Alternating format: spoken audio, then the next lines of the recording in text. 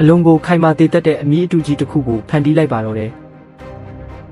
တန့်စင်ဟာတော့ထဲမှာလမ်းပြောက်နေရင်းနဲ့ရုတ်တရက်အတန်တစ်ခုကြားလိုက်ရပါတယ်အတန်လာရဘက်ကိုလိုက်သွားကြည့်လိုက်တော့မယုံနိုင်စရာမြင်ကွင်းတစ်ခုကိုမြင်လိုက်ရတာပါအဲ့ဒါကတော့ရှားပါးနဂါတစ်ကောင်ဟာပိုက်ကုံထဲမှာမိနေတာပဲဖြစ်ပါတယ်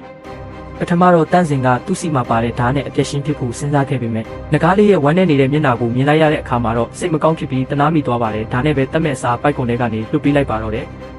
ငကားကတန့်စင်ကိုပြန်တိုက်ခိုက်တော့မလို့လုပ်ခဲ့ပေမဲ့နောက်ဆုံးမှာတော့တောင်တန်းတွေစီကိုပဲပြန်ထွက်သွားပါတော့တယ်ဒီတက်တဝါလေးအကြောင်းကိုပိုတိကျင်တာနဲ့သူသွားတဲ့ဘက်ကိုပဲတန့်စင်လဲလိုက်သွားခဲ့မိတယ်သူကပြန်တန်းဖို့ထက်ခါတလဲလဲစူးစမ်းနေပေမဲ့အဆင်မပြေဖြစ်နေတာပါတေချာကြည့်လိုက်တော့မှသူ့အမီးမှာဒဏ်ရာရထားတာကိုသတိထားမိလိုက်တယ်ဒီဒဏ်ရာကြောင့်ပဲသူငါးမဖမ်းနိုင်ပဲအရန်ပိုက်စာနေတာပါဒါနဲ့တန့်စင်လဲမြစ်ထဲကနေငါးတကောင်ဖမ်းပြီးသူ့ကိုသွားကျွေးခဲ့ပါတယ်အစမှာတော့သူကတန့်စင်ကိုကြောက်နေပါသေးတယ်အဲ့ဒီတင်မကသေးဘူးသူကငါးတစ်ဖက်ကိုတန့်စင်အတွက်ခြံပေးခဲ့သေးတယ်ဒါပေမဲ့သူ့ကောင်းကိုကင်ဖို့စူးစမ်းလိုက်တဲ့အခါမှာတော့သူကတန့်စင်စီကနေပြေးထွက်သွားခဲ့ပြန်တယ်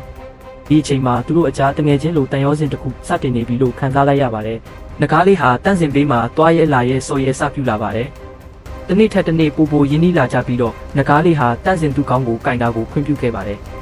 သူပြန်နိုင်အောင်လို့ဒဏ်ရာရနေတဲ့အမီးနေရာမှာအစားထိုးဖို့အမီးတူတစ်ခုကိုတန့်စင်စလုပ်ပါတော့တယ်နောက်တစ်နေ့မှာတော့သူ့ကိုငါးကျွေးပြီးသူအာယုံများနေတော့အမီးတူကိုတက်ပေးလိုက်တဲ့အစမှာတော့ငကားကလန့်ပြီးပြန်တက်သွားပေမဲ့ထိန်းချုပ်လို့မရပဲကြောက်ဆောင်တစ်ခုကိုဝင်တိုက်တော့မလို့ဖြစ်သွားခဲ့တယ်တန့်စင်လည်းအမြန်ဆုံးကြောပေါ်တက်ကထိန်းချုပ်ပေးလိုက်တဲ့အခါမှာတော့ငကားလေးဟာကောင်းကောင်းမွန်မွန်ပြန်တန်းနိုင်သွားပြီးသူတို့နှစ်ယောက်စလုံးဟာတသားတည်းကျသွားပါတော့တယ်